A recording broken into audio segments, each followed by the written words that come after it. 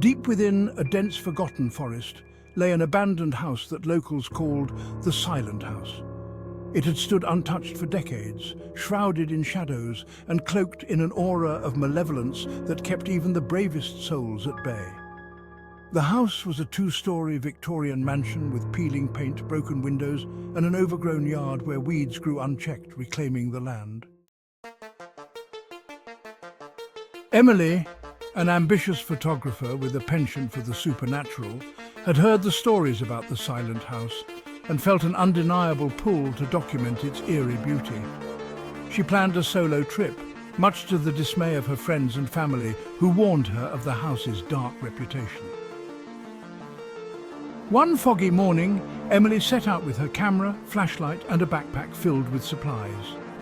The journey through the forest was challenging, the path narrow and almost invisible beneath a thick blanket of fallen leaves. Strange sounds emanated from the trees, rustling distant whispers, and the occasional snap of a twig that made her jump, heart pounding in her chest. After hours of trekking, Emily finally arrived at the Silent House. The sight of it took her breath away, not from beauty, but from an overwhelming sense of dread.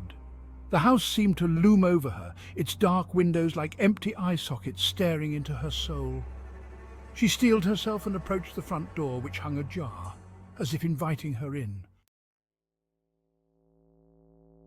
With a creak, she pushed it open, revealing an interior cloaked in darkness. Dust motes danced in the beam of her flashlight as she stepped over the threshold. The air inside was thick and musty, carrying the faint scent of decay. Emily began to take pictures, the flash of her camera illuminating glimpses of the house's past grandeur. Ornate mouldings, a grand staircase, and a massive chandelier draped in cobwebs. In the foyer, she found a dusty journal on an ancient side table. She flipped it open, revealing the last shaky entries of a man named Samuel Arden. Samuel described a happy life that turned nightmarish after his wife, Clara, began hearing voices and seeing ghostly apparitions. No one believed her until people in the nearby village began to disappear, their bodies never found. Samuel's final entry was a desperate plea. The house is alive. It consumes all who come here. Flee while you still can. She ventured into the living room, where old family portraits hung askew on the walls, their subjects long dead.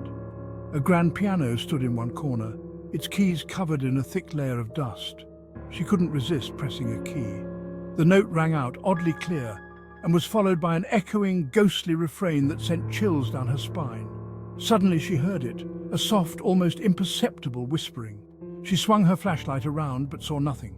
The whispering grew louder, echoing through the empty halls, coming from everywhere and nowhere all at once. It was as if the house itself was speaking, warning her, mocking her. She pushed it open to find a child's bedroom, eerily preserved. A doll sat on a rocking chair, its glass eyes reflecting her flashlight's beam. The walls were covered in childish drawings, but they were unsettling. Figures with hollow, staring eyes and twisted smiles. On the bed lay another diary, bound in pink leather. It belonged to a girl named Lily, who had written about her mother's strange behavior and the dark figures she saw at night. The last entry was a frantic scribble. "Mama is gone. The shadows took her. They want me next." She felt a presence behind her and turned around. The door slammed shut with a force that shook the house, plunging the room into complete darkness. The whispers returned, louder and more insistent, forming a sinister chant that seemed to vibrate through the walls. Panic set in, and Emily fumbled for her flashlight.